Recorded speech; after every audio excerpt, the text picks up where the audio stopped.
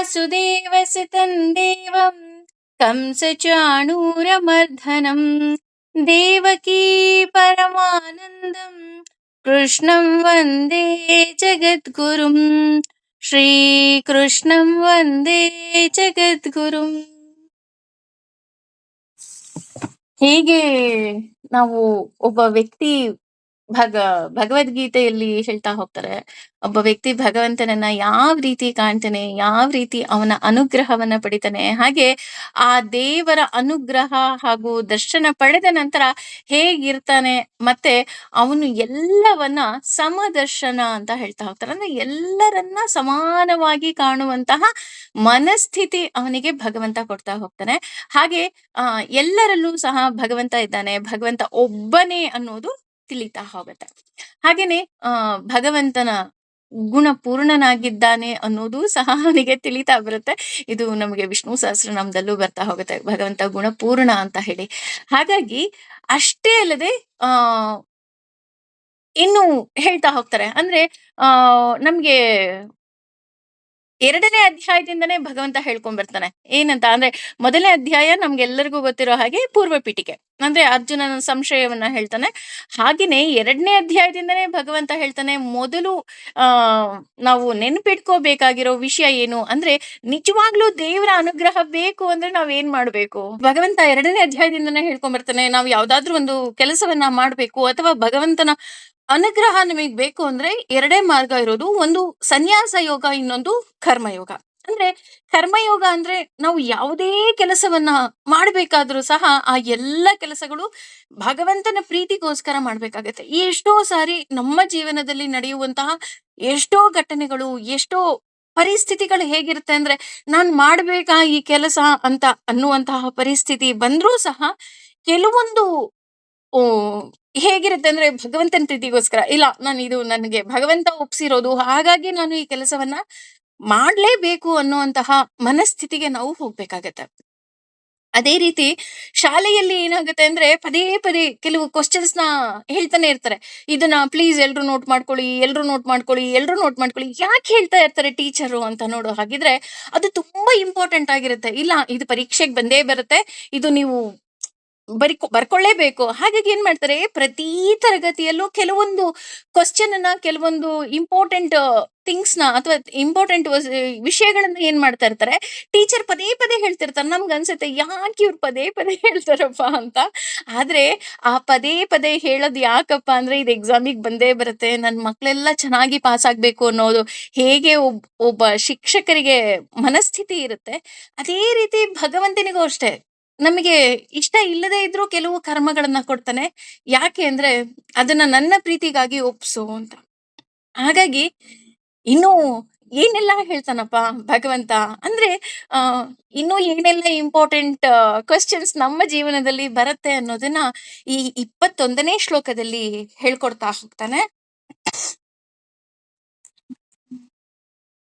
ಬಾಹ್ಯ ಸ್ಪರ್ಶೇಶು ಅಂದ್ರೆ ಬಾಹ್ಯದಿಂದ ಸಿಗುವಂತಹ ಆನಂದದಿಂದ, ಅಸಕ್ತಾತ್ಮ ಅಂದ್ರೆ ಆಸಕ್ತಿ ಇಲ್ಲದವನು, ವಿನಂತಿ ಅಂದ್ರೆ ಅನುಭೋಗಿಸುತ್ತಾನೆ, ಆತ್ಮಾನಿ ಆತ್ಮದಲ್ಲಿ, ಯತ್ ಯಾವ, ಸುಖಂ ಸುಖವನ್ನ, ಸಹ ಅವನು, ಬ್ರಹ್ಮಯೋಗ ಅಂದ್ರೆ ಬ್ರಹ್ಮನಲ್ಲಿ ಏಕಾಗ್ರತೆ ಹೊಂದಿರುವುದರಿಂದ, ಯುಕ್ತ ಆತ್ಮ ಅಂದ್ರೆ ಆತ್ಮದಲ್ಲಿ ಸಂಬಂಧಿತವಾದ, ಸುಖಂ ಸುಖವನ್ನ, ಅಕ್ಷಯಂ ಅಪರಿಮಿತವಾದ,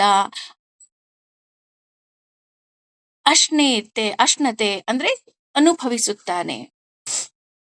ಅಂದ್ರೆ ಇಲ್ಲಿ ಮೊದಲನೇ ಲೈನಲ್ಲಿ ಹೇಳ್ತಾರೆ, ಬಾಹ್ಯ ಸ್ಪರ್ಶೇಶು ಅಂದ್ರೆ ಆ ಆಸೆ ಆಕಾಂಕ್ಷೆ ಸುಖ ಎಲ್ಲವನ್ನ ಬಿಡೋದು. ಭಗವಂತ ಮೊದ್ಲೇ ಹೇಳೋದೇ ಅದು, ನಿನ್ನ ಆಸೆ ಆಕಾಂಕ್ಷೆಗಳನ್ನ ಬಿಟ್ಟು ಬಿಡು ಅಂತ.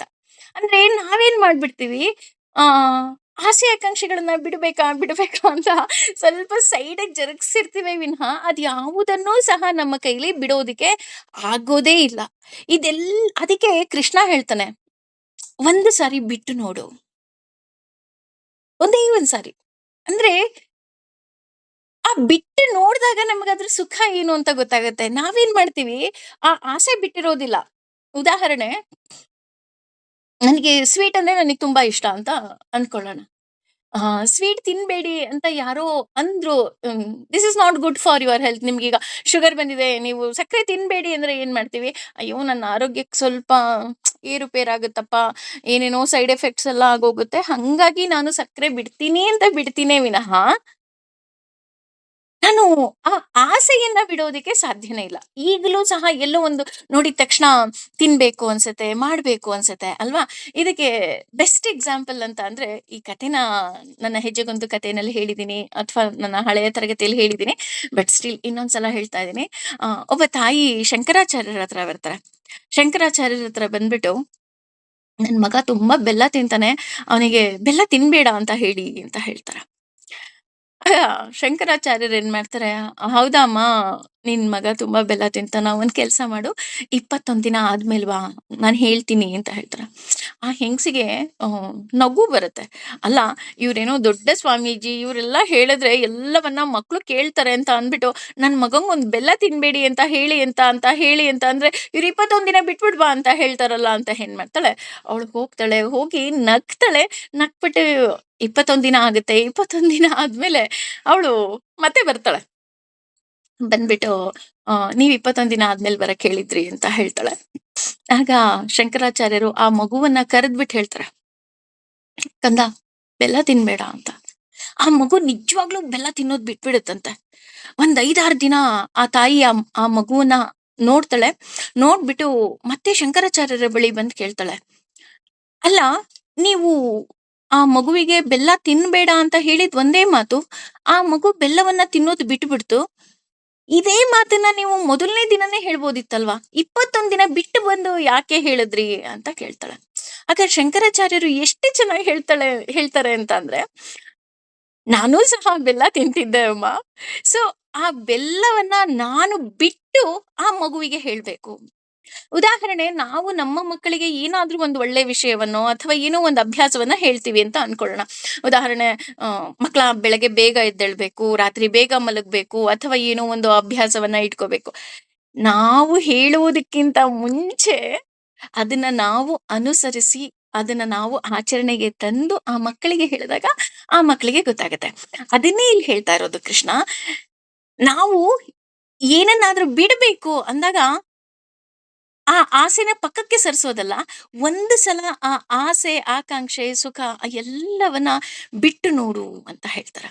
ಯಾಕೆ ಇದನ್ನ ಬಿಡಬೇಕು ಅಂತ ಹೇಳ್ತಾರೆ ಅಂತ ಅಂದ್ರೆ, ಆ ಆಸೆಯಿಂದ ನಮಗೇನ್ ಸಿಕ್ಕುತ್ತೆ ಅಂತ ನಾವೇನಾದ್ರೂ ನೋಡೋದಾದ್ರೆ ಖುಷಿ ಸಿಕ್ಕತ್ತೆ. ಉದಾಹರಣೆ, ಆಗ್ಲೇ ಹೇಳಿದ ಹಾಗೆ ಬೆಲ್ಲ ತಿಂದಾಗ ಏನ್ ಸಿಕ್ಕತ್ತೆ? ಖುಷಿ ಸಿಕ್ಕತ್ತೆ. ಅಥವಾ ನಾನೇನೋ ಒಂದು ವಸ್ತುವನ್ನ ನೋಡ್ತೀನಿ. ಆ ವಸ್ತು ನೋಡ್ದಾಗ ಒಂದು ವ್ಯಕ್ತಿಯನ್ನ ನೋಡ್ತೀನಿ. ಆ ವ್ಯಕ್ತಿನ ನೋಡಿದ ತಕ್ಷಣ ನಂಗೆ ಖುಷಿ ಸಿಕ್ಕತ್ತೆ. ಆ ವ್ಯಕ್ತಿ ಜೊತೆ ಮಾತಾಡಿದ್ರೆ ನಂಗೆ ಖುಷಿ ಸಿಕ್ಕತ್ತೆ. ಆದ್ರೆ ಭಗವಂತ ಹೇಳ್ತಾ ಇದ್ದಾನೆ, ನೀನ್ ಅನ್ಕೊಳ್ತಾ ಇದೀಯಾ, ನೀನ್ ಅದನ್ನ ಅನುಭವಿಸೋದ್ರಿಂದ ನಿನಗೆ ಖುಷಿ ಸಿಗ್ತಾ ಇದೆ ಅಂತ. ಅಲ್ವಾ? ನಾವು ಹಾಗೆ ತಾನೇ ಅನ್ಕೊಳ್ಳೋದು. ಈಗ ನನಗೆ ಏನೋ ಒಂದು ವಸ್ತು ಇಷ್ಟ ಅಥವಾ ಒಬ್ಬ ವ್ಯಕ್ತಿ ಇಷ್ಟ ಅಥವಾ ಆ ವ್ಯಕ್ತಿಯ ಜೊತೆ ಮಾತಾಡಿದ್ರೆ ಇಷ್ಟ ಅಂತ ನನ್ನ ಮನಸ್ಸಿಗೆ ಬಂತು ಅಂದ್ರೆ, ನಾನು ಆ ವ್ಯಕ್ತಿ ಜೊತೆ ಮಾತಾಡಿದಾಗ ನಂಗೆ ಖುಷಿ ಸಿಕ್ಕತ್ತೆ. ಆ ವ್ಯಕ್ತಿ ಮಾತಾಡ್ಲಿಲ್ಲ ಅಂದಾಗ ನನಗೆ ದುಃಖ ಆಗತ್ತೆ. ಅಲ್ವಾ? ಇದು ನಮ್ಮೆಲ್ಲರ ಜೀವನದಲ್ಲಿ ನಡೆಯುವಂತಹ ಘಟನೆಗಳು. ಅದೇ ರೀತಿ ಇಲ್ಲಿ ಭಗವಂತ ಹೇಳ್ತಾ ಇರೋದು, ಅದು ಏನು ನಿನಗೆ ಸುಖ ಸಿಗ್ತಾ ಇದೆ, ಅದು ಟೆಂಪರರಿ. ಆ ಆಸೆಯನ್ನೇ ಬಿಟ್ಬಿಡು. ಆಗ ನಿನಗೆ ಸಿಕ್ಕುತ್ತಲ್ಲ, ಅದು ನಿಜವಾದ ಖುಷಿ. ಈಗ ಯಾವುದೋ ಒಂದು ವಸ್ತುವಿನಿಂದ ಖುಷಿ ಸಿಕ್ಕುತ್ತೆ ಅಥವಾ ಯಾವುದೋ ಒಂದು ವ್ಯಕ್ತಿಯಿಂದ ಖುಷಿ ಸಿಕ್ಕುತ್ತೆ ಅಂದಾಗ ಏನಾಗ್ತಾ ಹೋಗುತ್ತೆ, ನಮಗೆ ಆ ಅದು ಬಾಹ್ಯ, ಹೊರಗಿನಿಂದ. ಅದು ನಿಜವಾದ ಖುಷಿ ಅಥವಾ ನಿಜವಾದ ಆನಂದ ಅಲ್ಲ. ಅದನ್ನ ಸಂಪೂರ್ಣವಾಗಿ ನಾವು ಬಿಟ್ಟಾಗ ಏನಾಗ್ತಾ ಹೋಗುತ್ತೆ, ಆಗ ನಮಗೆ ಖುಷಿ ಅಥವಾ ಆನಂದ ಏನ್ ಸಿಕ್ಕುತ್ತೆ, ಅದು ನಿಜವಾದ ಆನಂದ. ಮನಸ್ಸಿಗೆ ಯಾವಾಗ ನಾವು ಈ ರೀತಿಯಾದಂತಹ ಮನಸ್ಸಿಂದ ಬೇಡ ಅಂತ ನಮಗೆ ಅನ್ಸುತ್ತಪ್ಪ ಅಂತ ಅಂದ್ರೆ, ನಾವು ಆ ವಸ್ತುವಿನ ಬಗ್ಗೆ ಆಸಕ್ತಿ ಕಳ್ಕೊಂಡಾಗ ಮಾತ್ರ. ಹೌದಾ? ಆಸಕ್ತಿ ಕಳ್ಕೋಬೇಕಾ ಅಂತಂದ್ರೆ, ಹೌದು. ಆಸಕ್ತಿ ಕಳ್ಕೊಂಡಾಗ ಮಾತ್ರ ನಾವು ಆ ಆಸೆಗಳನ್ನ ಕಳೆದುಕೊಳ್ಳೋದಿಕ್ಕೆ ಸಾಧ್ಯ. ಎಲ್ಲಿವರೆಗೆ ನಮಗೆ ಆಸಕ್ತಿ ಇರುತ್ತೋ, ಆಗ ಮನಸ್ಸಿನಲ್ಲಿ ಬೇಕು, ಬೇಕು, ಬೇಕು ಅನ್ನೋ ಹಂಬಲ ಸದಾ ಇರುತ್ತೆ ಅಂತ ಹೇಳ್ತಾ. ಅಂದ್ರೆ ಅದರಿಂದ ಕೆಟ್ಟದಾಗತ್ತೋ ಒಳ್ಳೇದಾಗುತ್ತೋ ಅದೆಲ್ಲ ಸೆಕೆಂಡ್ರಿ. ಆ ಆಸಕ್ತಿ ಈಗ ಒಬ್ಬ ವ್ಯಕ್ತಿಯ ಬಗ್ಗೆ ಆಗಬಹುದು, ಒಬ್ಬ ವಸ್ತುವಿನ ಬಗ್ಗೆ ಆಗಬಹುದು. ಕಾಮ, ಕ್ರೋಧ, ಮೋಹ, ಮದ, ಮಾತ್ಸರ್ಯ ಎಲ್ಲವೂ ಅಷ್ಟೇ ನಮಗೆ ಬರುವುದಕ್ಕೆ ಮೂಲ ಕಾರಣನೇ ನಮ್ಮ ಮನಸ್ಸಿನಲ್ಲಿ ಇರುವಂತಹ ಆಸಕ್ತಿ. ಈಗ ಆಸಕ್ತಿ ಇಲ್ಲ ಅಂತ ಅಂದ್ರೆ ತಿನ್ಬೇಡ ಅಂತ ಹೇಳ್ತೀವಿ ಅಲ್ವಾ? ಉದಾಹರಣೆ ಯಾವುದೋ ಒಂದು ವಸ್ತು, ಈಗ ಉದಾಹರಣೆ ಬೆಲ್ಲನೇ ತಗೊಳ್ಳೋಣ. ಬೆಲ್ಲ ಇಷ್ಟ.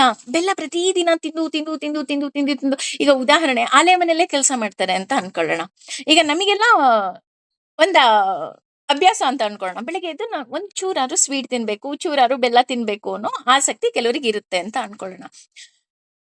ಅದೇ ಆಲೆ ಮನೇಲಿ ಕೆಲಸ ಮಾಡೋರ್ಗೆ ಒಂಚೂರು ಬೆಲ್ಲ ಕೊಡ್ಲಾ ಅಂತ ಹೇಳಿದ್ರೆ ಏನಂತಾರ ಅವರು? ಅಯ್ಯೋ ನಮ್ಮ ಆಲೆ ಮನೇಲಿ ನೋಡಿ ನೋಡಿ ಬೇಜಾರಾಗಿ ಹೋಗಿದೆ ಕಣ್ರಿ, ಪ್ಲೀಸ್ ಬೆಲ್ಲ ಮಾತ್ರ ಕೊಟ್ಬಿಡಿ, ಬೇಕಾದ್ರೆ ಒಂದ್ ಲೋಟ ನೀರ್ ಕೊಟ್ಬಿಡಿ ಸಾಕು ಅಂತ ಹೇಳ್ತಾರೆ ಅಲ್ವಾ? ಅದೇ ರೀತಿ ಮನಸ್ಸಿನಿಂದ ಬೇಡ ಅನ್ನಿಸ್ಬೇಕು ಅಂದಾಗ ಎರಡು ಮುಖ್ಯವಾದ ಕಾರಣಗಳು ಬರ್ತಾ ಹೋಗುತ್ತಂತೆ. ಒಂದು, ಅತಿಯಾಗಿ ಉಪಯೋಗಿಸೋದ್ರಿಂದ ನಮಗೆ ಬೇಡ ಅಂತ ಅನ್ಸುತ್ತೆ. ಯಾವುದೇ ವಸ್ತು ಆಗಬಹುದು, ವ್ಯಕ್ತಿ ಆಗಬಹುದು. ಇಲ್ಲಿ ನಾವು ಎರಡನ್ನೂ ತಗೊಳ್ತಾ ಇದೀವಿ. ಅಂದ್ರೆ ಈಗ ಉದಾಹರಣೆ ನನಗೆ ಸ್ವೀಟ್ ಇಷ್ಟ ಅಂತ ಒಂದು 50 ಸ್ವೀಟ್ ನನ್ನ ಮುಂದೆ ಇಟ್ಬಿಟ್ಟು, ಇಲ್ಲ ಮೇಡಮ್ ಪ್ಲೀಸ್ ತಿನ್ನಿ, ನಿಮಗೆ ಸ್ವೀಟ್ ಇಷ್ಟ ಅಲ್ವಾ, ಪ್ಲೀಸ್ ತಿನ್ನಿ ಪ್ಲೀಸ್ ತಿನ್ನಿ ಪ್ಲೀಸ್ ತಿನ್ನಿ ಪ್ಲೀಸ್ ತಿನ್ನಿ ಅಂತ 50 ಸ್ವೀಟ್ಸ್ ತಿನ್ಸಿದ್ರೆ ನಮ್ಗೆ ಏನ್ ಅನ್ಸುತ್ತೆ? ಆಡು ಭಾಷೆಲಿ ಹೇಳ್ತಾರೆ, ಮುಖಕ್ಕೆ ತಿಕ್ಕದಂಗಾಯ್ತು ರೀ, ನನ್ಗೆ ಇನ್ನೊಂದು 5-6 ವರ್ಷ ನನ್ಗೆ ಸ್ವೀಟೇ ತಿನ್ನೋದ್ ಬೇಡ ಅನ್ನೋ ಒಂದು ಮನಸ್ಥಿತಿಗೆ ನಾವು ಹೋಗ್ಬಿಡ್ತೀವಿ ಅಲ್ವಾ? ಅಥವಾ ನನಗೆ ಹೋಳಿಗೆ ಇಷ್ಟ. ಹೋಳಿಗೆ ಇಷ್ಟ ಅಂತ ಅಂತ ಒಂದು ವಾರ ಪೂರ್ತಿ 3 ಹೊತ್ತು ಹೋಳಿಗೆ ಕೊಟ್ರೆ ಹೇಗಿರುತ್ತೆ? ಏನಾಗೋಗುತ್ತೆ? ಅದ್ರ ಬಗ್ಗೆ ಆಸಕ್ತಿನೇ ಹೊರಟೋಗ್ಬಿಡತ್ತೆ. ಒಂದು, ಅತಿಯಾಗಿ ಉಪಯೋಗಿಸೋದ್ರಿಂದ. ಹೇಳ್ಬೇಕು ಅಂದ್ರೆ ಯಾವುದೇ ವ್ಯಕ್ತಿಯನ್ನ ನೀವು ಅತಿಯಾಗಿ ಪ್ರೀತಿಸಿದರೂ ಸಹ ಆ ವ್ಯಕ್ತಿಗೆ ನಿಮ್ಮ ಮೇಲೆ ಆಸಕ್ತಿ ಕಳೆದು ಹೋಗ್ಬಿಡುತ್ತಂತೆ. ಬೇಕಾದ್ರೆ ಪ್ರಯತ್ನ ಪಟ್ಟು ನೋಡಿ. ಇನ್ನೊಂದು, ಆ ವಸ್ತುವಿನಲ್ಲಿ ದೋಷ ಕಂಡಾಗ ನಮ್ಗೆ ಆ ವಸ್ತು ಬೇಡ ಅಂತ ಅನ್ಸುತ್ತೆ. ಅಂದ್ರೆ ಇಲ್ಲಿ 2 ವಿಷಯ ಯಾಕೆ ಅತಿ ಪ್ರಮುಖವಾಗಿ ಹೇಳ್ತಾ ಇದ್ದಾರೆ ಅಂದ್ರೆ, ಅತಿಯಾಗಿ ಉಪಯೋಗಿಸೋದ್ರಿಂದ ಬೇಡ ಅನ್ಸುತ್ತೆ ಅನ್ನೋದು ಟೈಮ್ ಬೀಯಿಂಗ್ ಅಷ್ಟೇ. ಈಗ ನಾನು ಹೇಳದ್ನಲ್ಲ, 50 ಸ್ವೀಟ್ ತಿಂದ ತಕ್ಷಣ ನನಗೆ ಸ್ವೀಟ್ ನೋಡಿದ ತಕ್ಷಣ ಆಮ್, ನನಗೆ ವಾಕರಿಕೆ ಬರ್ಲಿಕ್ಕೆ ಶುರು ಆಗುತ್ತೆ. ಅಪ್ಪಾ ನಂಗೆ ಸ್ವೀಟ್ ಬೇಡ ಅನ್ಸುತ್ತೆ. ಎಷ್ಟು ದಿನ ಅನ್ಸುತ್ತೆ? ಒಂದ್ ವಾರ, ಒಂದ್ 15 ದಿನ, ಒಂದ್ ತಿಂಗಳು, ಅಥವಾ 2 ತಿಂಗಳು, ಅಥವಾ 1 ವರ್ಷ. ಆಮೇಲಾದ್ರೂ ಏನನ್ಸುತ್ತೆ? ಅಯ್ಯೋ ಇಲ್ಲ, ಒಂದ್ ಸ್ವೀಟ್ ತಿನ್ಬಿಡೋಣ ಅಂತ ಅನ್ಸುತ್ತೆ. ಅಥವಾ ನಾನಾಗ್ಲೇ ಹೇಳ್ದಾಗ ಹೋಳಿಗೆ ಆದ್ರೂ ಅಷ್ಟೇ. ಅಯ್ಯೋ ಅದ್ ನನ್ ಫೇವ್ರೇಟ್ ಆಗಿತ್ತು ರೀ. ಅವಾಗ ಒಂದ್ ವಾರ ತಿನ್ಬಿಟ್ನಲ್ಲ, ಅದಕ್ಕೆ ನಂಗೆ ಬೇಡ ಅನ್ಸಿತ್ತಷ್ಟೇ. ಇಲ್ಲ ಇಲ್ಲ, ಬಿಸಿಯಾಗಿ ಹೋಳಿಗೆ ಮಾಡ್ಕೊಡಿ, ನಾನ್ ತಿಂತೀನಿ ಅಂತ ಹೇಳ್ತೀವಿ ಅಲ್ವಾ? ಅಂದ್ರೆ ಅತಿಯಾಗಿ ವಸ್ತು ಉಪಯೋಗಿಸೋದ್ರಿಂದ ನಮಗೆ ಬೇಡ ಅಂತ ಅನ್ಸೋದು ಓನ್ಲಿ ಫಾರ್ ಟೈಮ್ ಬೀಯಿಂಗ್. ಅದೇ ಆ ವಸ್ತುವಿನ ದೋಷ ಕಂಡಾಗ ನಮಗೆ ಬೇಡ ಅಂತ ಅನ್ಸುತ್ತಲ್ಲ, ಅದು ನಮ್ಗೆ ಯಾವತ್ತೂ ಬೇಡ ಅಂತ ಅನ್ಸುತ್ತೆ. ಕೊನೆಗೆ ಹೇಗಾಗುತ್ತೆ ಅಂದ್ರೆ ಆ ವಸ್ತುನ ಬಾಯಲ್ಲಿಟ್ರು ಬೇಡ ಅಂತ ಅನ್ಸುತ್ತೆ. ಉದಾಹರಣೆ ಹೇಳ್ಬೇಕು ಅಂತ ಅಂದ್ರೆ ಆ ಈಗ ಎಸ್ಪೆಷಲಿ ಹೆಣ್ಮಕ್ಳಿಗೆ, ಹುಡುಗಿರಿಗೆ ಪಾನಿಪುರಿ ಅಂದ್ರೆ ತುಂಬಾ ಇಷ್ಟ ಅಂತ ಅನ್ಕೊಳ್ಳೋಣ. ಅಯ್ಯೋ ಪಾನಿಪುರಿ ಅಂದ್ರೆ ನಮ್ ಫೇವ್ರೇಟ್ ಅಪ್ಪ, ನಮ್ ಪಂಚಪ್ರಾಣ ಅಂತ ಅನ್ಕೊಂಡು ಹೊರಗಡೆ ಹೋದಾಗೆಲ್ಲ, ಹೊರಗಡೆ ಹೋದ್ರು ಅಂತ ಅಂದ್ರೆ ಪಾನಿಪುರಿ ತಿನ್ಕೊಂಡ್ ಬರೋದು. ಅದು ಒಂಥರ ರೊಟೀನ್ ಆಗ್ಬಿಟ್ಟಿರುತ್ತೆ. ಅಪ್ಪಿತಪ್ಪಿ ಏನಾಗೋಗುತ್ತೆ, ಆ ಹುಡುಗಿ ಹೇಗೆ ಪಾನಿಪುರಿ ಮಾಡ್ತಾರೆ ಅಂತ ನೋಡ್ಬಿಡ್ತಾಳೆ ಅಂತ ಅನ್ಕೊಂಡ್ಬಿಡೋಣ. ಎಕ್ಸಾಂಪಲ್ ನಾನು ಹೇಳ್ತಾ ಇರೋದು.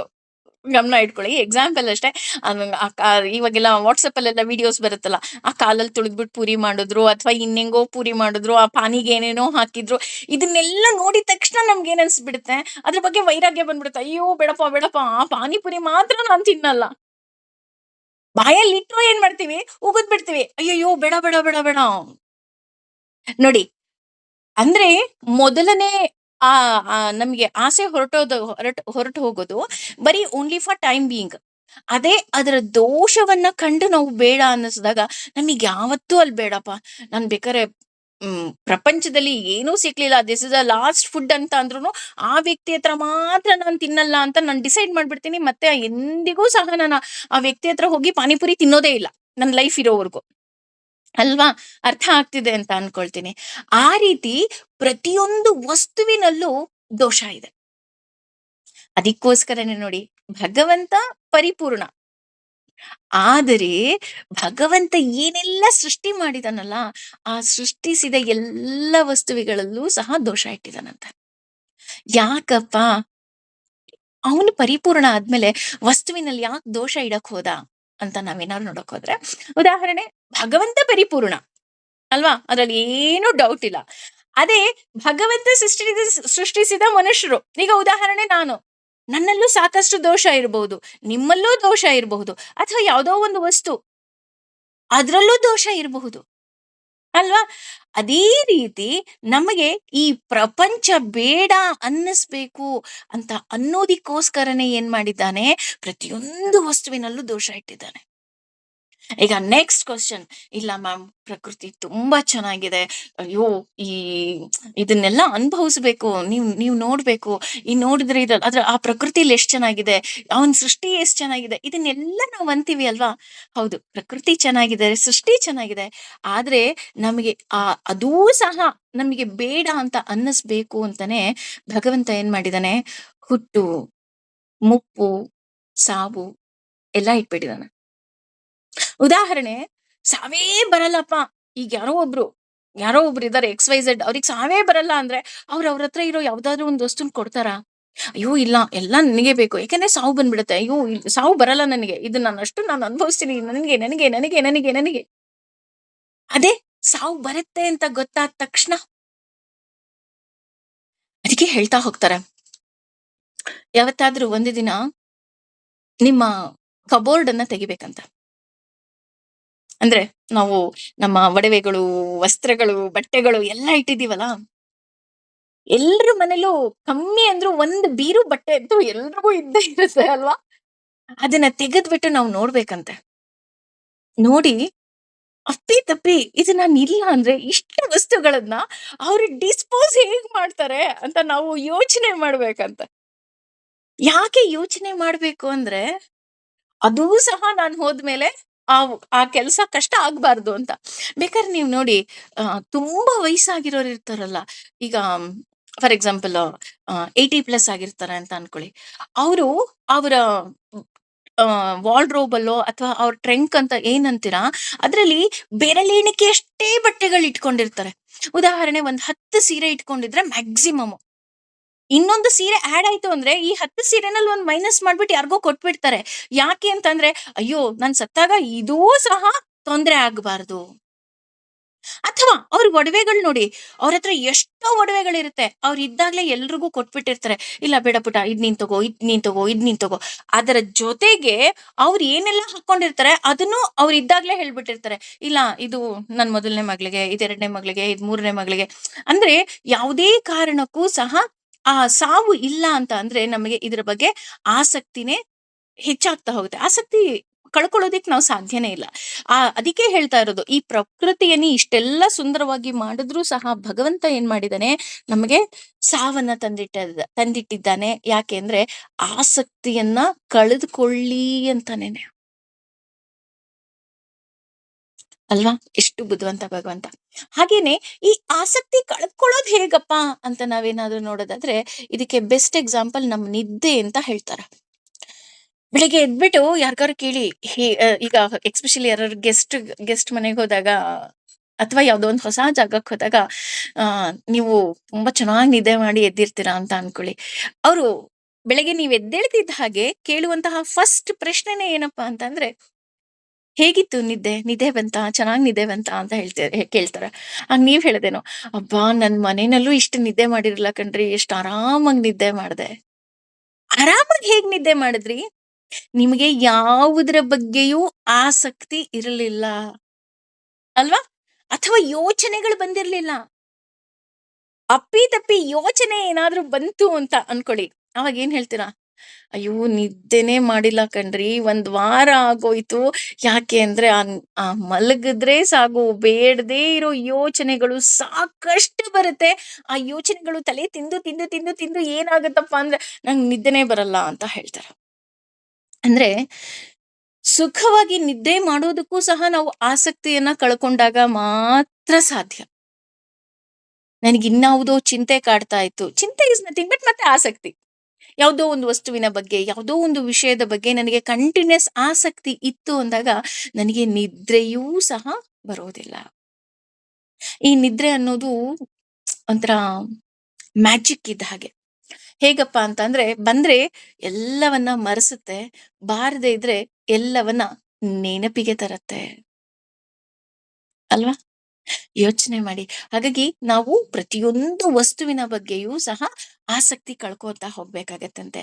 ಹಾಗೇನೆ ಸುಖ ಬಿಟ್ಟಾಗಲೇ ನಮಗೆ ಖುಷಿಯಾಗಿ ಈ ಪ್ರಪಂಚವನ್ನ ನಾವು ಅನುಭವಿಸೋದಿಕ್ಕೆ ಸಾಧ್ಯ. ಅಂದ್ರೆ ಯಾವುದೇ ರೀತಿಯಾದಂತಹ ಎಕ್ಸ್‌ಪೆಕ್ಟೇಷನ್ಸೇ ಇರಬಾರ್ದು. ಓಹ್! ನಾನು ಎಕ್ಸ್‌ಪೆಕ್ಟೇಷನ್ಸ್ ಇಟ್ಕೊಂಡೆ. ಯಾವುದೋ ಒಂದು ಚಿಕ್ಕ ಎಕ್ಸ್‌ಪೆಕ್ಟೇಷನ್ಸ್ ಇದ್ರೂ ಸಹ ಏನಾಗ್ತಾ ಹೋಗುತ್ತೆ, ನಾವು ಈ ಪ್ರಪಂಚವನ್ನ ಅನುಭವಿಸೋದಿಕ್ಕೆ ಸಾಧ್ಯವೇ ಇಲ್ಲ. ಉದಾಹರಣೆ ಹೇಳ್ತಾ ಹೋಗ್ತಾರೆ. ನಾವು ಏನಾದ್ರೂ ಈಗ ಕೆಸರಿನಲ್ಲಿ ಬಿದ್ಬಿಟ್ಟಿರ್ತೀವಿ. ಈಗ ನಾವೆಲ್ಲರೂ ಮಾ ಮ ಇರೋ ಪರಿಸ್ಥಿತಿ ಅದು. ಈ ಆಸಕ್ತಿ, ಆಸೆ, ಆಕಾಂಕ್ಷೆ ಈ ಎಲ್ಲದ್ರಲ್ಲಿ ಏನ್ ಮಾಡ್ಬಿಟ್ಟಿದೀವಿ, ಆ ಕೆಸರಲ್ಲಿ ಒದಾಡ್ತಿದೀವಿ. ಹೆಂಗನ್ಸ್ಬಿಡುತ್ತೆ, ಅಯ್ಯೋ ದೇವ! ಈ ಕೆಸರಿನಿಂದ ಎದ್ರೆ ಸಾಕಪ್ಪ. ಇದು ಯಾವ ಕೆಸರು ಇದು ಅಂತ ನಾವು ಬೈಕೊಂಡ್ ಎದ್ದೇಳ್ತೀವಿ ಅಂತ ಅನ್ಕೊಳ್ಳೋಣ. ಇನ್ನು ಎದ್ದು ಬರ್ತಾ ಇರ್ತೀವಿ. ಯಾರೋ ಒಬ್ರು, ಅಯ್ಯೋ ನಿಂತ್ಕೊಳ್ಳಿ ನಿಮ್ಮ ಮೈಯೆಲ್ಲ ಕೊಳೆ ಆಗಿದೆ ಅಂತ ಅಂದ್ಬಿಟ್ಟು, ಬರೀ ನೀರಲ್ಲ, ಪನ್ನೀರಲ್ಲಿ ನಿಮಗೆ ಸ್ನಾನ ಮಾಡಿಸ್ಬಿಡ್ತಾರೆ ಅಂತ ಅನ್ಕೊಳ್ಳೋಣ.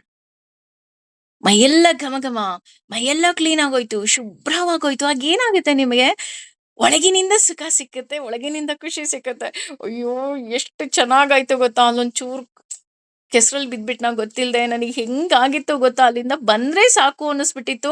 ನೋಡಿ, ಬಂದ್ರೆ ಸಾಕು ಅಂತ ಅನ್ನಿಸುವವರಿಗೆ ಪನ್ನೀರಲ್ಲಿ ಸ್ನಾನ ಮಾಡಿಸ್ದಾಗ ಹೇಗಿರುತ್ತೋ, ಹಾಗೆ ನಾವು ಈ ಭಗವದ್ಗೀತೆಯ ಒಂದೊಂದು ಶ್ಲೋಕದ ಅರ್ಥಗಳು ತಿಳ್ಕೊಂಡಾಗ ನಮ್ಗೆ ಅದು ಬರ್ತಾ ಹೋಗುತ್ತೆ ಅಂತ ಹೇಳ್ತಾ ಹೋಗ್ತಾರೆ. ಹಾಗೇನೆ ಕೊನೆಗೆ ಗೊತ್ತಾಗುತ್ತೆ ದೇವರ ನಾಮಸ್ಮರಣೆ.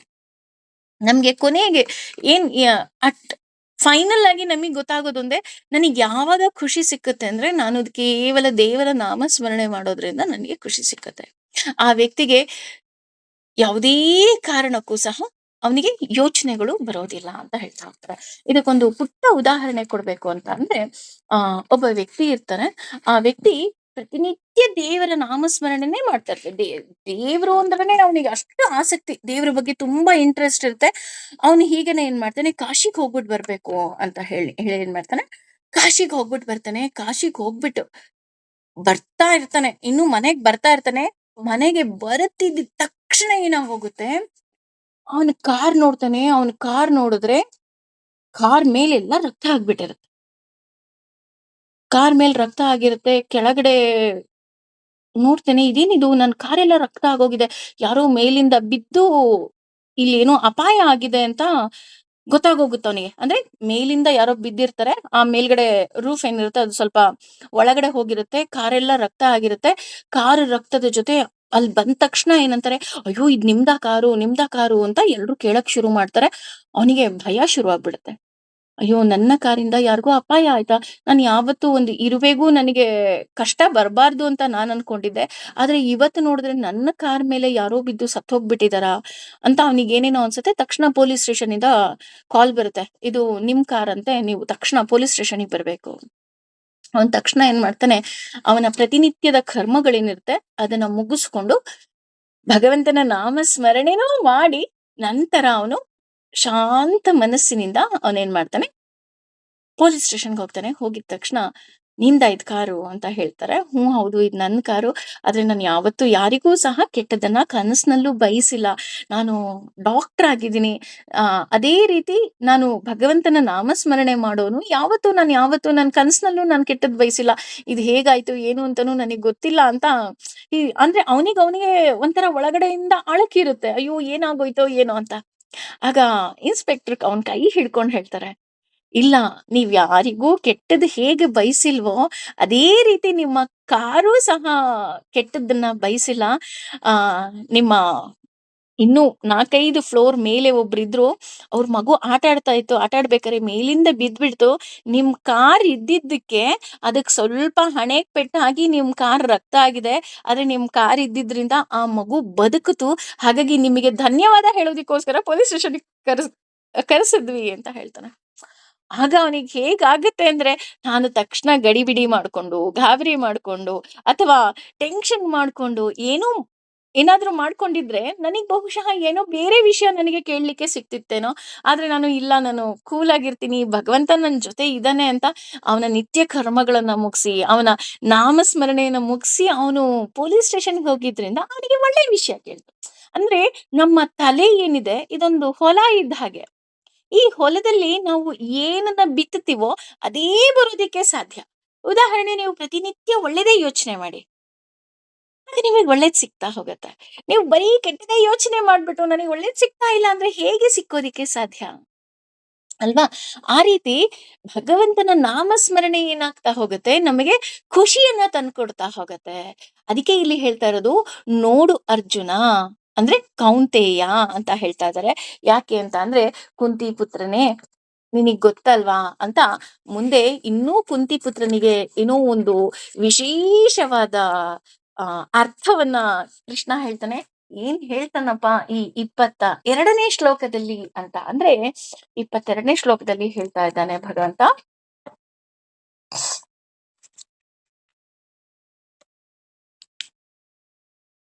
ಏ ಯಾವುದು, ಹಿ ಖಂಡಿತವಾಗಿಯೂ, ಸಂಸ್ಪರ್ಶ ಚ ಅಂದ್ರೆ ಭೌತಿಕ ಇಂದ್ರಿಯಗಳಿಂದ ಸಂಪರ್ಕದಿಂದ ಉಂಟಾಗುವ ಸುಖ ಅಂತ ಅರ್ಥ ಬರ್ತಾ ಹೋಗುತ್ತೆ.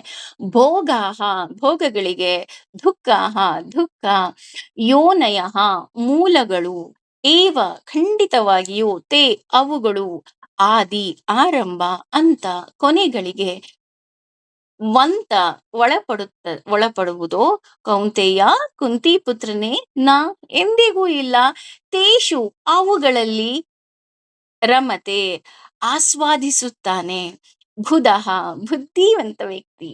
ಅಂದ್ರೆ ನಾನು ಆಗ್ಲೇ ಹೇಳದ್ನಲ್ಲ, ಈಗ ಅವನು ಕೇವಲ ನಾಮ ಸ್ಮರಣೆಯಿಂದ ಅವನಿಗೇನಾಯ್ತು, ಒಳ್ಳೆ ವಿಷಯಗಳು ಅವನ ಕಿವಿಗೆ ಬೀಳ್ತಾ ಹೋಯ್ತು. ಹಾಗೇನೆ ಇಲ್ಲಿ ಕೃಷ್ಣ ಹೇಳ್ತಾ ಇದ್ದಾನೆ, ನಮ್ಮ ಖುಷಿ ಅಂತ ಅಂದ್ರೆ ಅದು ಹೇಗೆ ನಾವು ವಿವರಿಸ್ಬೇಕಪ್ಪ, ಅಂದ್ರೆ ಖುಷಿ ಹೇಗ್ ಸಿಕ್ಕುತ್ತೆ ಒಳಗಿನಿಂದ ಅಂತ ನೋಡೋದಾದ್ರೆ, ನೋಡು ಅರ್ಜುನ, ನಾನು ಇಲ್ಲೇ ಆರಾಮಾಗಿದ್ದೀನಿ ಅಂತ ಕಾಣುತ್ತೆ ಅಷ್ಟೆ. ಅಂದ್ರೆ ಕೆಲವ್ರು ಹೇಳ್ತಾರೆ, ಅಯ್ಯೋ ಇಲ್ಲೇ ಎಲ್ಲ ಆರಾಮಾಗಿದೆಯಲ್ರಿ, ಆರಾಮಾಗಿ ಟೈಮಿಗೆ ಊಟ ಸಿಗ್ತಾ ಇದೆ, ತಿಂಡಿ ಸಿಗ್ತಾ ಇದೆ, ನಿದ್ರೆ ಬರ್ತಾ ಇದೆ, ನನಗೆ ಇನ್ನೇನ್ರಿ ಬೇಕು, ಇನ್ನೇನು ಬೇಡ.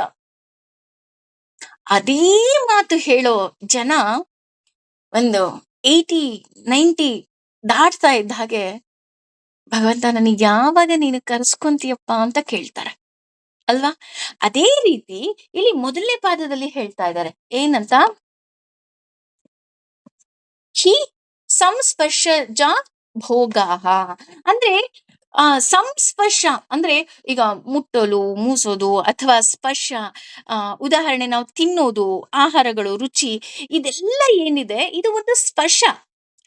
ಇದನ್ನ ನಾವೇನ್ ಅನ್ಕೊಂಡ್ಬಿಟ್ಟಿದೀವಿ, ಸಂಸ್ಪರ್ಶ ಅಂದ್ರೆ ಸುಖವನ್ನ ಕೊಡುತ್ತೆ. ಈಗ ನಾನು ಹೇಳದ್ನಲ್ಲ, ಕೆಲವ್ರು ಹೇಳ್ತಾರೆ ಅಂತ, ಆರಾಮಾಗಿದೀವಿ ಆರಾಮಾಗಿದೀವಿ. ಹೌದಾ? ಎಲ್ಲ ವಸ್ತುನು ನಿನಗೆ ಸುಖ ಕೊಡುತ್ತಾ?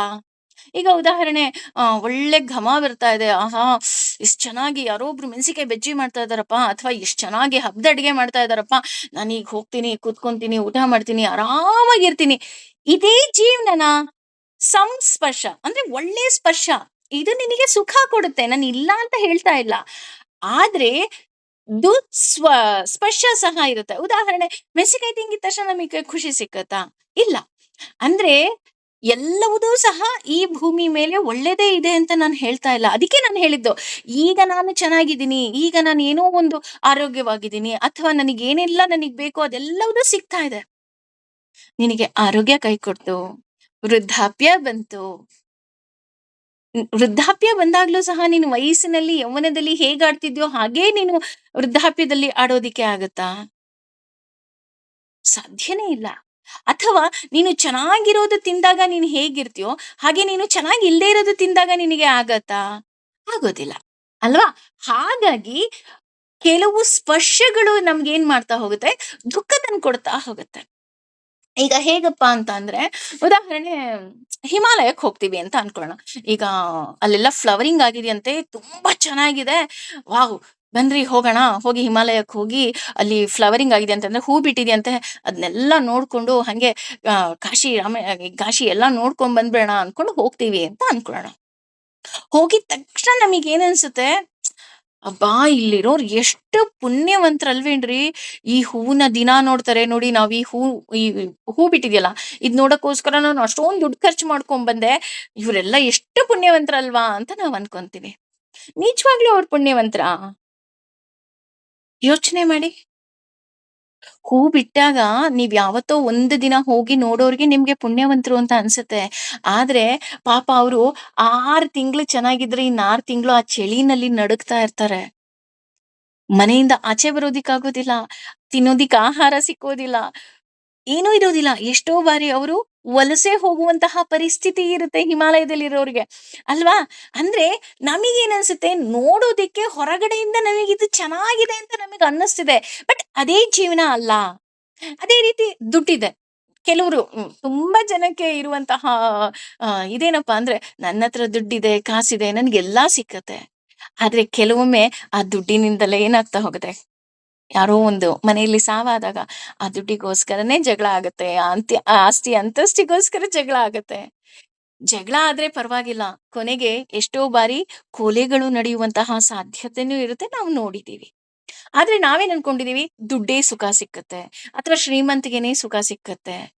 ಈ ರೀತಿ ನಾವು ಅನ್ಕೊಂಡಿದೀವಿ. ಆದ್ರೆ ಇದು ನಿಜವಾದ ಸುಖ ಅಲ್ಲ. ಹಾಗಿದ್ರೆ ಸುಖ ಅಂದ್ರೆ ಮೊದಲ ಏನಿದೆ ಅಂತ ನಾವೇನಾದ್ರೂ ನೋಡೋದಾದ್ರೆ ಸುಖ ಅಂದ್ರೆ ನಮ್ಗೆ ಒಳಗಿನಿಂದ ಅಂದ್ರೆ ನನಗೇನೂ ಇಲ್ಲದೆಯೂ ಇರುವಾಗ ನನಗೆ ಯಾವ ಅನುಭವ ಆಗುತ್ತೋ ಅದು ನಿಜವಾದ ಸುಖ. ನಾನ್ ಅನ್ಕೊಂತಾ ಇದ್ದೀನಿ ಈಗ ನನಗೆ ಯಾವುದೋ ಒಂದು ವಸ್ತುವಿನಿಂದ ಒಬ್ಬ ವ್ಯಕ್ತಿಯಿಂದ ನನಗೆ ಸುಖ ಸಿಕ್ತು, ಖುಷಿ ಸಿಕ್ತು ಅಂತ ಅನ್ಕೊಂತಾ ಇದೀನಿ. ಉದಾಹರಣೆ ಆ ವ್ಯಕ್ತಿಯಿಂದ ನನಗೆ ನಿಜವಾಗ್ಲೂ ಸುಖ ಸಿಕ್ಕುತ್ತಾ ಅಂತ ನೋಡೋದಾದ್ರೆ ಇಲ್ಲಿ ವ್ಯಕ್ತಿ ಅಂದ್ರೆ ನಿಮ್ಮ ಗಂಡ ಆಗ್ಬಹುದು, ನಿಮ್ಮ ಮಕ್ಕಳಾಗಬಹುದು, ನಿಮ್ಮ ಸ್ನೇಹಿತರಾಗಬಹುದು, ನಿಮ್ಮ ಆತ್ಮೀಯರಾಗಬಹುದು, ಯಾರು ಬೇಕಾದ್ರೂ ಆಗ್ಬೋದು. ನಾನು ಅದಕ್ಕೆ ಇಲ್ಲಿ ವ್ಯಕ್ತಿ ಅಂತ ಉಪಯೋಗಿಸ್ತಾ ಇದ್ದೀನಿ.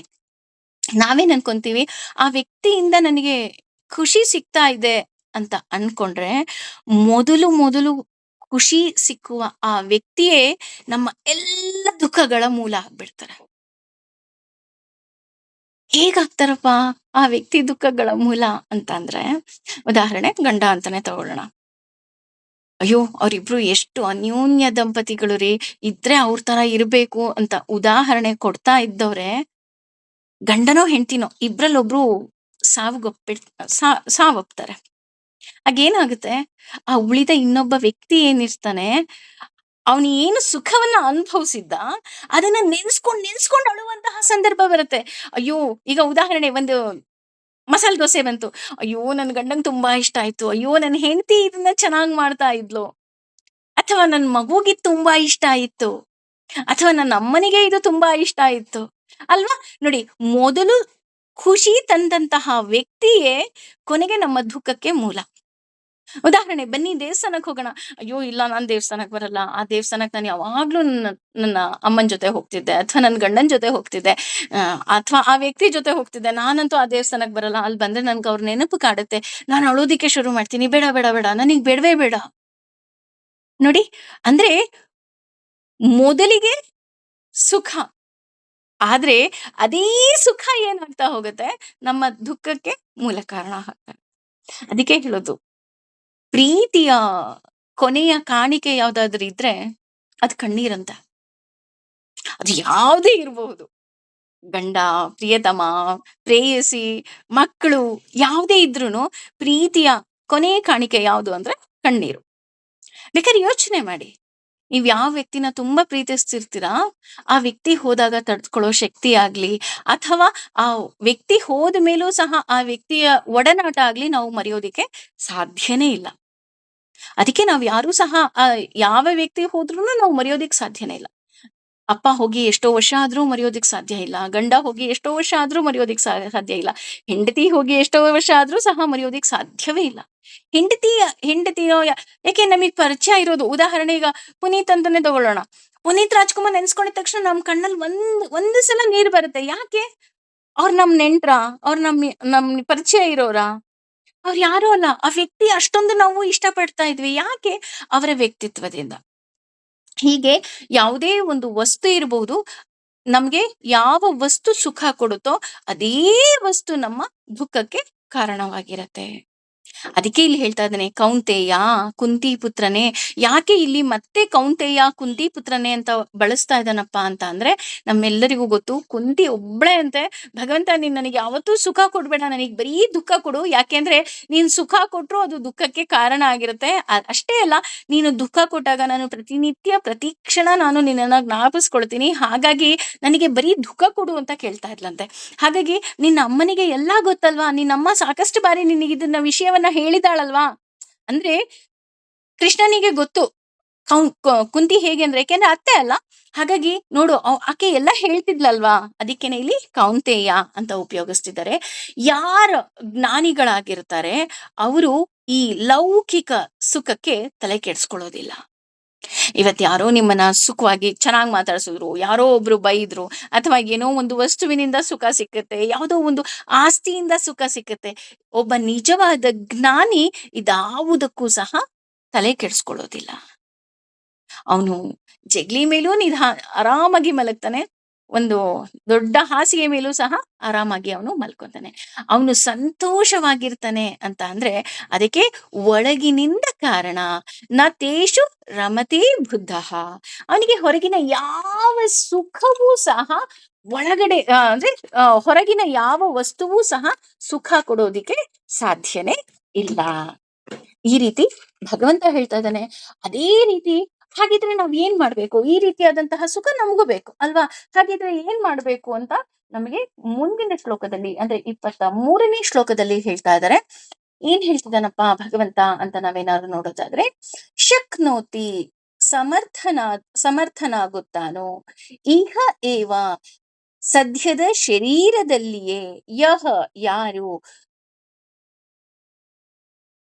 ಸೋಡುಂ ಅಂದ್ರೆ ಸಹಿಸಲು ಪ್ರಕ್ ಮುಂಚೆ ಶರೀರ ದೇಹ ಮೋಕ್ಷಾನ್ ಕ್ಷಣಂ ಅಂದ್ರೆ ತ್ಯಾಗಕ್ಕೆ ಕಾಮ ಆಸಕ್ತಿ ಕ್ರೋಧ ಕೋಪ ಉದ್ಭವಂ ಅಂದ್ರೆ ಜನ್ಮವಾದ ವೇಗಂ ಒತ್ತಡವನ್ನ ಸಹ ಅವನು ಯುಕ್ತ ಸಮಾಧಿಯಲ್ಲಿರುವವನು ಸಹ ಆ ಸುಖಿಯು ನರಹ ಮನುಷ್ಯನು.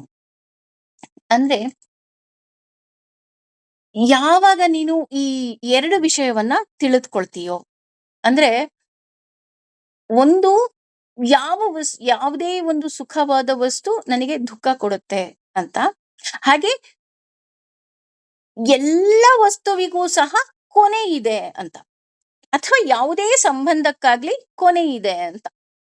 ಅಂದ್ರೆ ನಾವು ಖುಷಿಯಾಗಿರ್ಬೇಕು, ನಾನು ಒಳಗಿನಿಂದ ನಾನು ಸಮಾಧಾನವಾಗಿ, ಈಗ ಹೇಳ್ತಾರಲ್ಲ ಸಮದರ್ಶನ ಅಂತ ಹೇಳ್ತಾರಲ್ಲ, ಅದು ನಮಗೆ ಬರಬೇಕು ಅಂದ್ರೆ ನಾವು ಎರಡು ವಿಷಯವನ್ನ ನಾವು ಒಳಗಿನಿಂದ ಮನದಟ್ಟು ಮಾಡ್ಕೋಬೇಕಂತೆ. ಒಂದು, ಎಲ್ಲ ವಸ್ತುಗಳು ಸಹ ನಮ್ಗೆ ದುಃಖ ಕೊಡುತ್ತೆ. ನಾನು ಹೇಳದ್ನಲ್ಲ, ಪ್ರೀತಿ ಕೊನೆ ಕಾಣಿಕೆಯೂ ಸಹ ಕಣ್ಣೀರೆ. ನಾವು ಅನ್ಕೊಂತೀವಿ ಪ್ರೀತಿ ಬೇಕು, ನಂಬಿಕೆ ಬೇಕು, ವಿಶ್ವಾಸ ಬೇಕು, ಅದೆಲ್ಲದರ ಕೊನೆ ಕಾಣಿಕೆ ಏನು? ಕಣ್ಣೀರು. ಅದೇ ರೀತಿ ಎಲ್ಲ ವಸ್ತುವಿಗೂ ಸಹ ಏನಿದೆ? ಕೊನೆ ಅನ್ನೋದಿದೆ. ನಾನಿರ್ಬೋದು, ನೀವಿರಬಹುದು, ಯಾವುದೋ ಒಂದು ವಸ್ತು ಇರ್ಬೋದು, ಗಿಡ ಮರ ಗಾಳಿ ನೀರು ಯಾವುದೇ ವಸ್ತುವನ್ನ ತಗೊಳ್ಳಿ, ಆ ವಸ್ತುವಿಗೆ ಕೊನೆ ಇದೆ. ಬಂಗಾರ ಕೊನೆ ಇದೆ, ಒಡವೆ ಕೊನೆ ಇದೆ, ಬೇಡ ನಿನಗೆ ಕೊನೆ ಇಲ್ವಾ? ಅಥವಾ ನಿಮ್ಮ ಯಾವುದೋ ಒಂದು ಸಂಬಂಧಕ್ಕೆ ಕೊನೆ ಇಲ್ವಾ? ಕೊನೆ ಇದೆ. ಇಲ್ಲ ಮ್ಯಾಮ್, ನಾನು ಕೊನೆಯವರೆಗೂ ಪ್ರೀತಿಸ್ತೀನಿ. ಎಲ್ಲಿವರೆಗೂ ಪ್ರೀತಿಸ್ತೀರಾ? ಆ ವ್ಯಕ್ತಿ ಇರೋವರೆಗೂ ಅಥವಾ ನೀವಿರೋವರೆಗೂ ಪ್ರೀತಿಸೋದಿಕ್ಕೆ ಸಾಧ್ಯ ಅಷ್ಟೇ ಅಲ್ವಾ? ಅದು ಬಿಟ್ಟು ಪ್ರೀತಿಸೋದಿಕ್ಕೆ ಸಾಧ್ಯನಾ? ಕೊನೆ ಇದೆ, ಎಲ್ಲವುದಕ್ಕೂ ಕೊನೆ ಅನ್ನೋದು ಖಂಡಿತವಾಗ್ಲೂ ಇದೆ. ಇದು ನಾವು ತಿಳ್ಕೋಬೇಕಾಗಿರುವಂತಹ ಕಟು ಸತ್ಯ. ಹಾಗೇನೆ, ಹಾಗಾಗಿ ಏನ್ ಮಾಡ್ಬೇಕು? ನಾವು ಎಲ್ಲ ಭಾವನೆಗಳನ್ನ ನಾವು ಒಳಗಿನಿಂದ ಬಿಡ್ತಾ ಹೋಗ್ಬೇಕು. ಈಗಿದ್ಯಾ, ಇದನ್ನ ನಾನು ಅನುಭವಿಸ್ತೀನಿ ಅಷ್ಟೇ, ಆದ್ರೆ ಇದಿದ್ರೇನೆ ನಾನು ಸುಖವಾಗಿರ್ತೀನಿ ಅನ್ನೋದನ್ನ ನಾನು ಬಿಡ್ಬೇಕಾಗತ್ತೆ. ಅನುಭವಿಸ್ಬೇಕು ಅನ್ನುವವರು ಹೇಗಪ್ಪ ಅಂತ ಅಂದ್ರೆ, ಈಗ ಸಕ್ಕರೆ ಕಾಯಿಲೆ ಇದ್ದ ಹಾಗೆ. ಈಗ ಕೆಲವರು ಬೇಕಾದ್ರೆ ನೀವು ಹೋಗಿ ಅಯ್ಯೋ ನೀವ್ ಯಾಕ್ರಿ ಸಕ್ಕರೆ ತಿಂತಾ ಇದ್ದೀರಾ, ನಿಮ್ಗೆ ಶುಗರ್ ಇದೆ ಅಲ್ವಾ ಅಂತ ನೀವೇನಾದ್ರೂ ಕೇಳೋದಿದ್ರೆ, ಅಯ್ಯೋ ಹೆಂಗಿದ್ರು ಸಾಯ್ತೀನಿ ರೀ, ಒಂದ್ 4 ಸ್ವೀಟ್ ಜಾಸ್ತಿನೇ ತಿನ್ಬಿಟ್ಟು ಸತ್ತೋಗೋಣ ಸುಮ್ನಿರಿ ಅಂತ ಹೇಳ್ತಾರೆ. ಬೇಕಾದ್ರೆ ಕೇಳಿ, ತುಂಬಾ ಜನ ಶುಗರ್ ಹೇಳುವಂತಹ ಮಾತಿದು. ಅಂದ್ರೆ ಅವ್ರು ಏನ್ ಅನ್ಕೊಂತಾರೆ ಅಂದ್ರೆ, ಅಯ್ಯೋ ಹೇಗಿದ್ರು ಕೊನೆ ಇದೆ ಅಲ್ವಾ, ಹಾಗಾದ್ರೆ ಅನುಭವಿಸಿ ಹೋಗ್ಬಿಡೋಣ. ಇಲ್ಲ, ಅದಕ್ಕೆ ಹೇಳ್ತಾ ಇದ್ದಾರೆ, ಈ ಕಾಮ, ಕ್ರೋಧ, ಮೋಹ, ಮದ ಏನಿದೆ ಇದಾವುದೂ ಸಹ ನನ್ನ ಕಂಟ್ರೋಲಲ್ಲಿ ಇಲ್ಲ ಅಲ್ವಾ? ಈಗ ಕೋಪ ಬರುತ್ತೆ ಅಂದ್ರೂ ಇದಕ್ ಭಗವಂತ ಕಾರಣ, ಸಿಟ್ಟು ಬರುತ್ತೆ ಅಂದ್ರೂ ಭಗವಂತ ಕಾರಣ, ಪ್ರೀತಿ ಬರುತ್ತೆ ಅಂದ್ರೂ ಭಗವಂತ ಕಾರಣ, ಒಂದು ವಸ್ತುವಿನ ಮೇಲೆ ಮೋಹ ಬರುತ್ತೆ ಅಂದ್ರೂ ಭಗವಂತ ಕಾರಣ. ಆದರೆ ನಮ್ಮ ಈ ಮನುಷ್ಯ ಜನ್ಮದಲ್ಲಿ ಏನಿದೆ, ಆ ವೇಗವನ್ನ ತಡೆಯುವ ಶಕ್ತಿ ಮನುಷ್ಯ ದೇಹಕ್ಕೆ ಮಾತ್ರ ಇರೋದು. ಉದಾಹರಣೆ, ಕೋಪ ಬರುತ್ತೆ, ಆದ್ರೂ ಕೆಲವೊಮ್ಮೆ ಏನಾಗುತ್ತೆ, ಅದ್ರಲ್ಲೂ ಹೆಂಗಸರು ಕೋಪ ಬಂದ್ರು ಏನ್ ಮಾಡ್ತಾರೆ, ಸುಮ್ಮನೆ ಶಾಂತವಾಗಿದ್ದು ಒಳಗಡೆ ಹೋಗ್ತಾರೆ. ಯಾಕೆ ಹೋಗ್ತಾರೆ? ಅವರಿಗೆ ಈ ಮನುಷ್ಯ ಜನ್ಮದಲ್ಲಿ ಅಂದ್ರೆ ಮನುಷ್ಯ ದೇಹಕ್ಕೆ ಆ ವೇಗವನ್ನ ತಡೆದುಕೊಳ್ಳುವಂತಹ ಶಕ್ತಿ ಇದೆ ಅಲ್ವಾ? ಆಸೆ, ಎಲ್ಲರಿಗೂ ಆಸೆ ಇದೆ, ಆದ್ರೆ ಅದನ್ನ ತಡೆದುಕೊಳ್ಳುವಂತಹ ಆ ವೇಗವನ್ನ ತಡೆಯುವಂತಹ ಶಕ್ತಿ ಇದೆ. ಅಂದ್ರೆ ಮುಖ್ಯವಾಗಿ ಈ ಮನುಷ್ಯ ಜನ್ಮಕ್ಕೆ ಕೊಟ್ಟಿರುವಂತಹ ಒಂದು ವಿಶೇಷತೆ ಅಂದ್ರೆ ಏನಪ್ಪಾ ಅಂದ್ರೆ, ಎಲ್ಲವುದೂ ಸಹ ಭಗವಂತನಿಂದನೇ ಸಾಧ್ಯ. ಭಗವಂತ ಕೊಟ್ರೇನೆ ಸಾಧ್ಯ, ಇಲ್ಲಾಂದ್ರೆ ಯಾವುದೂ ಸಾಧ್ಯ ಇಲ್ಲ. ಆದರೆ ಆ ಎಲ್ಲವನ್ನ ಕಾಮ, ಕ್ರೋಧ, ಮೋಹ, ಮದ, ಮಾತ್ಸರ್ಯ ಈ ಎಲ್ಲವನ್ನ, ಆ ವೇಗವನ್ನ ತಡೆಯುವ ಶಕ್ತಿ ಇರೋದು ಮನುಷ್ಯನ ದೇಹಕ್ಕೆ ಮಾತ್ರ. ಇದಕ್ಕೆ ಉದಾಹರಣೆ ಹೇಳ್ಬೇಕು ಅಂತ ಅಂದ್ರೆ, ನಮ್ಗೆ ಎಷ್ಟೇ ಕೋಪ ಬರ್ಲಿ, ನಮಗೆ ಒಬ್ಬ ವ್ಯಕ್ತಿಯನ್ನ ಸಾಯಿಸ್ಬೇಕು ಅನ್ನೋಷ್ಟು ಕೋಪ ಇದ್ರೂನು ಸಹ ನಾವೇನ್ ಮಾಡ್ತೀವಿ, ಕೈ ಎತ್ತಿದ್ರುನು ಅಯ್ಯೋ ಕಪಾಳಕ್ಕೆ ಎಲ್ ಬಿದ್ಬಿಡುತ್ತೋ ಅಂತ ಹೇಳಿ ಕೈ ಹಿಂದೆ ಮಾಡ್ಕೊಳ್ತೀವಿ ಅಲ್ವಾ? ಸಾಕಷ್ಟು ವಿ ವಿಲ್ ಕಂಟ್ರೋಲ್. ಅದೇ ನೀವು ತುಂಬಾ ಪ್ರೀತಿಸಿದ ನಾಯಿ, ಅಯ್ಯೋ ಅದಕ್ಕೆ ತುಂಬಾ ನಿಮ್ಮ ಪೆಟ್, ನಿಮ್ಮ ಫೇವ್ರೇಟ್ ಅಂತಾನೆ ಅನ್ಕೊಳ್ಳೋಣ, ಅದಕ್ಕೂ ನೀವು ಫೇವ್ರೇಟ್ ಅಂತಾನೆ ಅನ್ಕೊಳ್ಳೋಣ. ಆದ್ರೂ ಸಹ ಅದಕ್ಕೇನಾದ್ರೂ ಕೋಪ ಬಂತು ಅಂದ ತಕ್ಷಣ ನೀವು ಹೋದ್ರೆ ಏನ್ ಮಾಡುತ್ತೆ, ಅಯ್ಯೋ ಇದು ನನ್ನ ಓನರ್ ಕೈ ಅಂತ ಯೋಚನೆ ಮಾಡತ್ತಾ? ಯೋಚನೆ ಮಾಡಲ್ಲ, ಕೈ ಕಚ್ಚುತ್ತೆ ಅಲ್ವಾ? ಬೇಕಾದ್ರೆ ಎಷ್ಟೋ, ಅದ್ರಲ್ಲೂ ಜರ್ಮನ್ ಶೆಫರ್ಡ್ ಅಂತ ಎಲ್ಲ ನಾವು ತಗೊಂಡ್ರೆ ಎಷ್ಟೋ ಸಾರಿ ಏನಾಗುತ್ತೆ ಅಂದ್ರೆ, ನೀವು ಸಾಕಿದಂತಹ ನಾಯಿಗಳೇ ಓನರ್ಗಳಿಗೆ ಅಂದ್ರೆ ಯಜಮಾನನಿಗೆ ಕಚ್ಚಿದಂತಹ ಉದಾಹರಣೆಗಳು ಸಾಕಷ್ಟು ಇದೆ. ಯಾಕೆ? ಅದು ಪ್ರಾಣಿಗಳು, ಅದಕ್ಕೆ ಆ ತಡೆಯುವ ಶಕ್ತಿ ಇಲ್ಲ. ಆದ್ರೆ ಮನುಷ್ಯನಿಗೆ ಮಾತ್ರ ತಡೆ ಹಿಡಿಯುವ ಶಕ್ತಿ ಇದೆ. ನನಗ್ ಯಾಕೆ ಸಿಟ್ಟು ಬರುತ್ತೆ ಅಂತ ನೋಡೋದಾದ್ರೆ, ಆಸೆ ಇದೆ, ಸಿಟ್ಟಿದೆ, ಆದ್ರೆ ಮನುಷ್ಯ ಜನ್ಮದ ಮಾತ್ರ ಶ್ರೇಷ್ಠ ಜನ್ಮ ಅಂತ ಯಾಕೆ ಕರೀತಾರೆ ಅಂತ ಅಂದ್ರೆ, ಅದನ್ನೆಲ್ಲ ಆ ವೇಗವನ್ನ ತಡೆ ಹಿಡಿಯುವ ಶಕ್ತಿ ಇದೆ. ಆದ್ರೆ ಆಮ್ ಯಾವಾಗ ಅಂದ್ರೆ, ಈ ಶರೀರ ಬಿಟ್ಟು ಹೋಗುವುದಕ್ಕಿಂತ ಮುಂಚೆ ಮಾತ್ರ ಅಂತ ಹೇಳ್ತಾ ಹೋಗ್ತಾರೆ. ಅಂದ್ರೆ ಓನ್ಲಿ ಇನ್ ದಿಸ್ ಅಂತ ಹೇಳ್ತೀವಲ್ಲ, ಅಂದ್ರೆ ಕೇವಲ ಈ ಮನುಷ್ಯ ಜನ್ಮದಲ್ಲಿ ಮಾತ್ರ. ಯಾಕೆ ಇಲ್ಲಿ ಬಿಟ್ಟು ಹೋಗೋದಕ್ಕಿಂತ ಮುಂಚೆ ಅಂತ ಹೇಳ್ತಾ ಇದಾರಪ್ಪ ಅಂತ ಅಂದ್ರೆ, ನನ್ನ ಆತ್ಮ ಈ ದೇಹದಿಂದ ಒಂದು ಸಾರಿ ಬಿಟ್ಟು ಹೋಯ್ತು ಅಂದ್ರೆ ನನಗೆ ಗೊತ್ತಿಲ್ಲ ಮತ್ತೆ ಮನುಷ್ಯ ಜನ್ಮನೇ ಬರುತ್ತಾ ಅಂತ ಅಲ್ವಾ? ಯಾರು ಬರ್ಸ್ಕೊಂಡ್ ಬಂದಿದ್ದೀರಾ, ನೆಕ್ಸ್ಟ್ ಕೂಡ ನಾನು ಇದೇ ಜನ್ಮದಲ್ಲಿ ಹುಡ್ತೀನಿ, ಇಂಥವ್ರೆ ಮಕ್ಳಾಗ್ ಹುಡ್ತಾರೆ ಅಂತ ಯಾರಿಗೂ ಗೊತ್ತಿದ್ಯಾ? ಯಾರಿಗೂ ಗೊತ್ತಿಲ್ಲ. ಹಾಗಾಗಿ ಈ ಶರೀರ ಬಿಟ್ಟು ಹೋಗೋದಕ್ಕಿಂತ ಮುಂಚೆ ನಮ್ಮ ಈ ಮನುಷ್ಯ ಜನ್ಮ ಏನಿದೆ, ಇದನ್ನ ನಾನು ಶ್ರೇಷ್ಠವನ್ನಾಗಿ ಮಾಡ್ಕೋಬೇಕು. ವಿ ಮೋಕ್ಷಾಣ, ಇಲ್ಲಿ ಬರೀ ಮೋಕ್ಷ ಅಂತ ಹೇಳ್ತಿಲ್ಲ, ವಿ ಅನ್ನುವಂತಹ ವಿಶೇಷ ಪದವನ್ನ ಕೊಟ್ಟಿದ್ದಾರೆ. ಅಂದ್ರೆ ವಿಶೇಷಣವಾಗಿ, ಅಂದ್ರೆ ವಿಶೇಷವಾಗಿ ನಾನು ತಿಳಿದುಕೊಳ್ಳಬೇಕಾದರೆ, ಅಂದ್ರೆ ವಿಶೇಷವಾದ ಮೋಕ್ಷ ನನಗ್ ಬೇಕು. ಹೇಗೆ? ನಾನು ಬಿಡುವುದರಿಂದ, ಅಂದ್ರೆ ಇದನ್ನೆಲ್ಲ ನಾನು ಅರಿತು ಬಿಡುವುದರಿಂದ. ಅಂದ್ರೆ ಹೌದಪ್ಪ, ಮನುಷ್ಯ ಜನ್ಮ ಶ್ರೇಷ್ಠ, ನನಗೆ ಇದನ್ನೆಲ್ಲ ತಡೆ ಹಿಡಿಯುವಂತಹ ಆ ವೇಗವನ್ನ ತಡೆ ಹಿಡಿಯುವ ಶಕ್ತಿ ಇದೆ ಅಂತ ಅಂದಾಗ ಏನಾಗ್ತಾ ಹೋಗುತ್ತೆ, ನಾನು ತಿಳಿದು ಸಾಯ್ತೀನಿ. ಹಾಗೆ ತಿಳ್ಕೊಳ್ಳಿಲ್ಲ ಅಂದ್ರೆ ಸಾಯುವುದಿಲ್ವಾ? ತಿಳ್ಕೊಳ್ಳದೆ ಇದ್ದವರು ಸಹ ಸಾಯ್ತಾರೆ, ಇಲ್ಲ ಅಂತ ಅಲ್ಲ. ಆದ್ರೆ ತಿಳಿದು ಸಾಯೋದ್ರಿಂದ ವಿಶೇಷವಾಗಿ ಮೋಕ್ಷವನ್ನ ನೀವು ಪಡಿತೀರಾ. ಅಂದ್ರೆ ತಿಳಿಯಲಿಲ್ಲ ಅಂದ್ರೆ ಅವ್ರು ಸಾಯೋದಿಲ್ವಾ? ಅವ್ರು ಸಾಯ್ತಾರೆ. ಆದ್ರೆ ಅವರ ಸಾವಿಗೂ ಪ್ರಾಣಿಗಳ ಸಾವಿಗೂ ಯಾವುದೇ ರೀತಿಯಾದಂತಹ ವ್ಯತ್ಯಾಸ ಇಲ್ಲ. ನೀವು ಅರಿತು ಸಾಯುವುದರಿಂದ. ಎಲ್ಲ ಇಲ್ಲಿ ಯಾಕೆ ಸಾವು ಅಂತಾನೆ ಬಳಸ್ತಾ ಇದ್ದೀವಿ ಅಂತ ಅಂದ್ರೆ, ನಾವ್ ಆಗ್ಲೇ ಹೇಳ್ಬಿಟ್ಟಿ, ಪ್ರತಿಯೊಂದು ವಸ್ತುವಿಗೂ ಕೊನೆ ಇದೆ ಅಂತ. ಈಗ ನನಗೂ ಕೊನೆ ಇದೆ, ನಿಮಗೂ ಕೊನೆ ಇದೆ ಅಲ್ವಾ? ಹಾಗಿರ್ಬೇಕಾದ್ರೆ ನಾವು ಈ ವಿ ಮೋಕ್ಷಾಣ, ಇದರ ಬಗ್ಗೆ ವಿಶೇಷವಾಗಿ ನಾನು ತಿಳ್ಕೊಳ್ಳೋದ್ರಿಂದ ಏನಾಗ್ತಾ ಹೋಗುತ್ತೆ, ನನಗೆ ವಿಶೇಷವಾಗಿ ಮೋಕ್ಷವೇ ದೊರಕ್ತಾ ಹೋಗುತ್ತೆ. ಅದರಲ್ಲೂ ಪ್ರಯೋಜನ ಏನಪ್ಪಾ ಅಂತ ಅಂದ್ರೆ, ಆ ಮೋಕ್ಷ ಸಿಕ್ಕಿದಾಗ ಅವನು ನಿಜವಾದ ಸುಖಿ ಆಗ್ತಾ ಹೋಗ್ತಾನೆ. ಹಾಗೂ ಒಳ್ಳೆಯ ಲೋಕಕ್ಕೆ ಹೋಗಿ ಸೇರ್ತಾನೆ. ಧ್ರುವ ಇದ್ದ ಧ್ರುವ ಇದ್ದಾಗ್ಲೇ ಅಂದ್ರೆ ಅವನು ತಪಸ್ಸಿನ ಫಲವಾಗಿ ಭಗವಂತ ಹೇಳ್ತಾನೆ, ನೀನು ಈಗ್ಲೇ ನನ್ನ ಲೋಕಕ್ಕೆ ಬರ್ಬೇಡ, ಈ ಪೂರ್ತಿ ಜನ್ಮವನ್ನ ಅನುಭವಿಸು, ಆಮೇಲೆ ನಿನಗೆ ವಿಶೇಷವಾದ ಲೋಕವನ್ನೇ ಸೃಷ್ಟಿ ಮಾಡ್ತೀನಿ ಅಂತ ಹೇಳಿ ಧ್ರುವ ಲೋಕವನ್ನೇ ಭಗವಂತ ಧ್ರುವ ಮಹಾರಾಜನಿಗೋಸ್ಕರ ಸೃಷ್ಟಿ ಮಾಡ್ತಾನೆ. ಅಲ್ಲಿ ಯಾರು ಹೋಗ್ತಾರಪ್ಪ ಅಂದ್ರೆ ಜ್ಞಾನಿಗಳು ಮಾತ್ರ ಹೋಗ್ತಾರಂತೆ.